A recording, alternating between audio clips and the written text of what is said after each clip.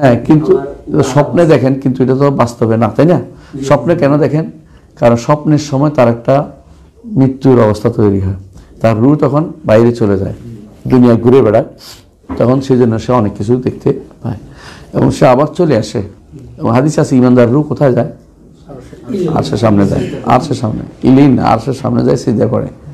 কাফেরের রূহ যাইতে পারে না, ওখানে উপরে উঠতে পারে না। ইমানদার রূহ আরশের সামনে যায়, সৌভাগ্য ইমানদারের জন্য। এই রূহ আপনাকে রেখে আরশে কত দূর গেছে হিসাব করতে পারবেন? সূর্য কত লক্ষ মাইল দূরে? হ্যাঁ, বলে না, এত 13 লক্ষ গুণ, কত যে গুণ দূরে।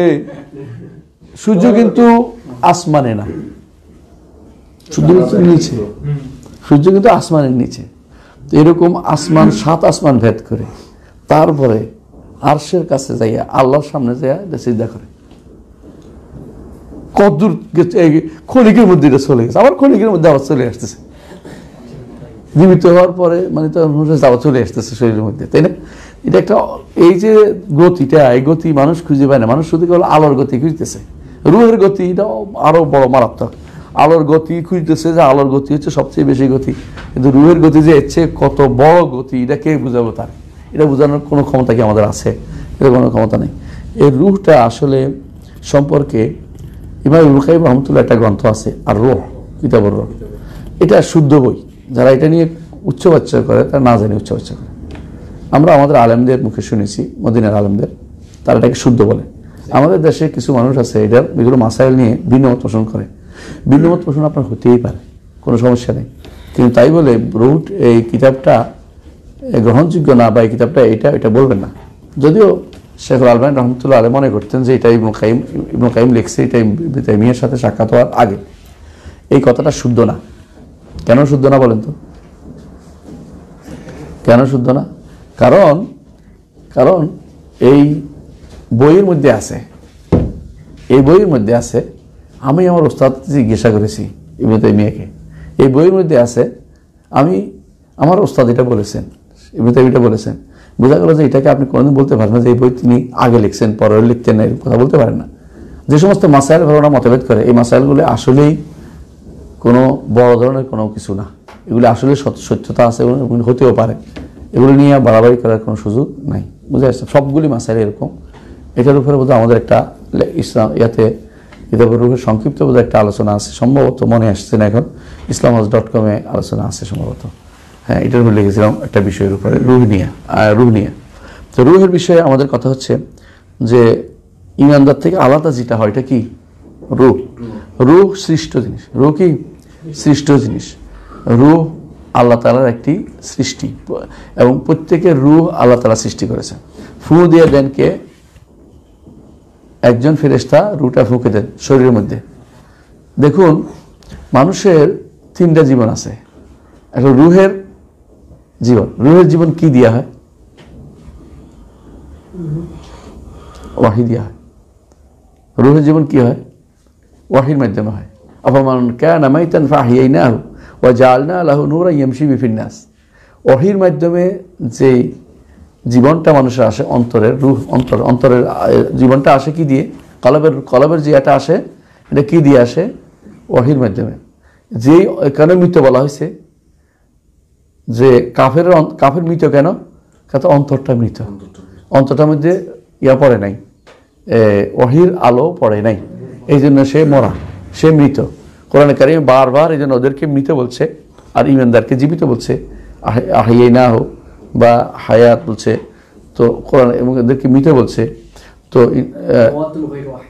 আমওয়াতুন গায়রু আহইয়া না, এটা তো ওরা যারা তাদেরকে ডাকে ওদেরকে বলা হয়েছে মৃত, গাছ পাগল কথা বলছে। কিন্তু মানুষের মধ্যে কোরআন কারিম আল্লাহ তাআলা মানুষ মানে জীবী যারা কাফের ওদেরকে মৃতই বলেছে।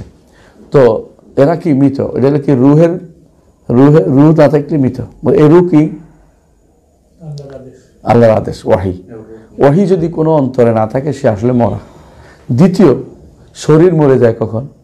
এই রূহটা আলাদা হয়ে গেলে, শরীরটা মরে গেলে তো দুই দিকে আলাদা হয়। তো আরেকটা জিনিস আছে, জগতের অন্যান্য জিনিসের যে রূহটা আছে, এটা কিসের মধ্যে? এটাও কিন্তু এটা রূহ, এটা নফস বলে এটাকে, যে নফসুন নাবাতি, নফস হাইওয়ানি, বুঝলেন না কথাটা? এগুলি যে যেমন এগুলি হচ্ছে, এগুলিও কিন্তু একটা রূহ, কিন্তু এগুলিকে নফস বলা বেশি উত্তম। কেন উত্তম?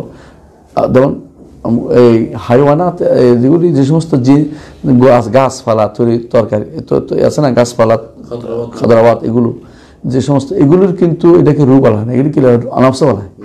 নফস। এই নফস হচ্ছে নামি, মানে যে নফসটা কি করে বাড়তে থাকে। তো বোঝা গেল যে 3 রকমের নফস আছে। নফসে ইনসানি, এটাকে বলা রূহ। নফসে হাইওয়ানি, এটাকে রূহ বলা যেতে পারে, আবার হাইওয়ানের দিক তাকাইলে নফস বলা যেতে পারে, রূহ বলা যেতে পারে। কারণ হাদিসে যে রূহ কথা উল্লেখ আছে, যখন রূহ বের হয় কথা উল্লেখ আছে, এদের জীবজন্তু জবাই করার পরে কথা বুঝতে আছে। 3 নম্বর হচ্ছে যে সমস্ত এই উদ্ভিদগুলোর মধ্যে যে রূহটা আছে, এটাকে নফস বলা হয়। এটা আর রূহ হয় না, কোনোভাবে রূহ না। তাহলে নফসে ইনসানি শরীফ, এটা দুইটা রূহ হয়, নফস বলা হয়। ইয়া তো নফসুল মুতমাইন্না বলছে না, কিন্তু এটাকে স্বাভাবিকভাবে এটা রূহ, সর্বাবস্থা এটা রূহের জায়গাটা বেশি। নফস 3 ভাগে বিভক্ত, নফস হলে 3 ভাগে বিভক্ত, রূহ নফসুল মুতমাইন্না, নফসে লাওয়ামা আর নফসে আম্মারা। তো নফসে আম্মারা আবার রূহের সিফাত না। নফসে আম্মারা কি করে? খারাপের দিকে নিয়ে যায়। রূহ এই নিয়ে যাওয়ার কাজটা রূহের দ্বারা, রূহের সিফাতের ভিতরে পড়তেছে না। তো এই জন্য মানুষের যে রূহটা বা ফেরেশতাদের রূহ হচ্ছে এমন একটা রূহ যেগুলো, ফেরেশতাদের রূহ মোটেই খারাপের দিকে নেয় না। মানুষের রূহ কিছু খারাপের দিকে নেয়, কিন্তু সেটা বেশিরভাগ ভালোর দিকে নেয়। জিনদের রূহ বেশি খারাপের দিকে নয়, কিছু কিছু ভালোর দিকে আসে। পার্থক্য বুঝছেন? তিনটা 3 রকম হয়েছে। এর মধ্যে মানুষ যেটা, আমাদের সৃষ্টির যেটা রূহটা, এটার মধ্যে আবার মাঝে মধ্যে এটা নফসে আমারা হয়, নফসে লাওয়ামা হয়। নফসে মুতমাইন্না এটা কালবে সালিম, একই জিনিস। নফসুল মুতমাইন্না এটা কালবে সালিম, ইল্লা মান আতাল্লাহ বিকালবিন সালিম। ইয়া আইয়ুহান নফসুল মুতমাইন্না ইরজিউ ইলা রাব্বিকা, এটা বলা হবে। তো নফসুল মুতমাইন্না হচ্ছে কালবে সালিম, বুঝে আসছে? এবং এটা হচ্ছে রূহ শরীফ। আর যে হাইওয়ানাতের রূহ, এটা স্বাভাবিকভাবে কি রূহ এবং নফস দুইটা একসাথে। কারণ হাইওয়ানাতের উপর কোনো নাই, তাকলিফ নেই। এই জন্য হাইওয়ানাতের রূহ বের হয়, খারাজাতির রূহ। হাদিসে আছে যা দিয়ে বের হয় রক্ত প্রবাহিত আনহিরিদ্দাম, রূহ। তারপর হচ্ছে আর ইয়াতে যেগুলি নাবাতাত আছে, এগুলি রূহ বলা হবে না, এগুলি কি বলা হবে? নফস। বুঝে আসছে পার্থক্য এখানে? এর বেশি আর কিছু না। এর বেশি পার্থক্য করতে গেলে বিপদে পড়বেন। আমি এই মাসালা এটা নিয়ে, রূহ এবং নফস নিয়ে অনেক লম্বা পড়ছি, 6 মাস পড়ছি। কি জন্য? কারণ বাধ্য ছিলাম। হিন্দু ধর্মের মধ্যে এরা সবচেয়ে বেশি আলোচনা আছে রূহ নিয়ে, আত্মা নিয়ে। আত্মার আলোচনা ছাড়া ওদের কোনো আলোচনা চলেই না। এই জন্য উপনিষদের পুরোটা উপনিষদ, 14টা উপনিষদ সবটাই আত্মা নিয়ে, 14টা উপনিষদ। বেদের মধ্যে আত্মা নিয়ে তেমন কিছু নেই। বেদ হচ্ছে অনেকটা কবিতা, এটা দেখে সুন্দর লাগতেছে, হ্যাঁ, শ্লোক টাইপের একটা শ্লোক দিয়ে। শ্লোকগুলি কিসের উপর? অনেকটা ওই কবিরা জিনিস, এটা সুন্দর লাগে, এটা দেখলে এরকম কেন, এটা এরকম না, আশ্চর্যজনক জিনিসপত্র নিয়ে আশ্চর্য হচ্ছে। তেমন বড় ধরনের তেমন কিছু নেই। পরে দেখবেন আপনারা যে অগ্নি কেউ কীভাবে এটা হলো, অগ্নি তুমি আসো, অগ্নি তুমি আমাদের এটা দেখে যাও, আমার ছেলেকে একটা এটা দাও, এরকম কথাবার্তা, মানে যেগুলি আবেগের কথাবার্তা। কিন্তু উপনিষদে এসে আবেগের কথা নেই, পুরোটা হচ্ছে আত্মাকে নিয়ে। এক একজন এক এক সমাধান। যাজ্ঞবল্ক্য একটা দিছে, পরাশর একটা দিছে, যেমনি পারছে উপনিষদের সময় উপনিষদ যারা ছিল, গার্গী বা মার্গী যারা ছিল, অধিকাংশই যারা ছিল উপনিষদের যুগের বেশিরভাগই আত্মা নিয়ে চিন্তা করেছে। এরপরে আসছে যে যুগে, সেই যুগে আত্মার খবর বাদ দিয়ে এখন মানুষ দেহ নিয়ে টেনশন করছে। এটি পরবর্তী পুরাণের মধ্যে এগুলি আসছে। তো যেহেতু হিন্দু ধর্মের উপর লিখতে হয়েছে, বাধ্য হয়ে আত্মা নিয়ে আলোচনা করতে হয়েছে। আত্মা নিয়ে যে গ্রন্থগুলি লেখা হয়েছে, এর মধ্যে একটা গ্রন্থ হচ্ছে রূহ, যা বললাম। আরেকটা গ্রন্থ আছে সিরুল রূহ লিল বেকায়, ইমাম বেকায়ের একটা গ্রন্থ আছে সিরুল রূহ, ওইটাও ভালো, খারাপ না। আর সিয়ুতি রহমতুল্লাহ একটা আছে, সেটা কি? এটা হচ্ছে সিয়ুতি রহমতুল্লাহ একটা গ্রন্থ আছে, এর উপরে আত্মা রূহের উপরে একটা গ্রন্থ আছে, নামটার নাম এখন মনে আসতেছে না। সিয়ুতি রহমতুল্লাহ একটা গ্রন্থ আছে, আমার কাছেই আছে, কিন্তু মনে আসছে নামটা। এর বাইরে ইমাম আরও কয়েকজন ইমাম গ্রন্থ লিখছেন। অনেকগুলো গ্রন্থ আমরা আর খুঁজে পাই না, ইয়া থেকে আউটে। ইবনুল কাইয়িম অনেকের কথা উল্লেখ করেছেন, কারা কারা গ্রন্থ লিখেছেন। তো জামে মানেটা হচ্ছে ইমাম ইবনুল কাইয়িমেরটা, আর সিউতিরটা হচ্ছে হাব্ব দাব সবই লিখছেন। আল্লাহ ওনাকে রহম করুন, ক্ষমা করুন। তিনি সব পাইছে, যা পাইছে সবই লিখছে, সবই লিখছে। বে আহওয়ালিল মাউতা ওয়াল কুবুর, বে আহওয়ালিল মাউতা ওয়াল কুবুর, শরহুস সুদুর, শরহুস সুদুর ফি আহওয়ালিল মাউতা ওয়াল কুবুর, হ্যাঁ মনে আছে এটা।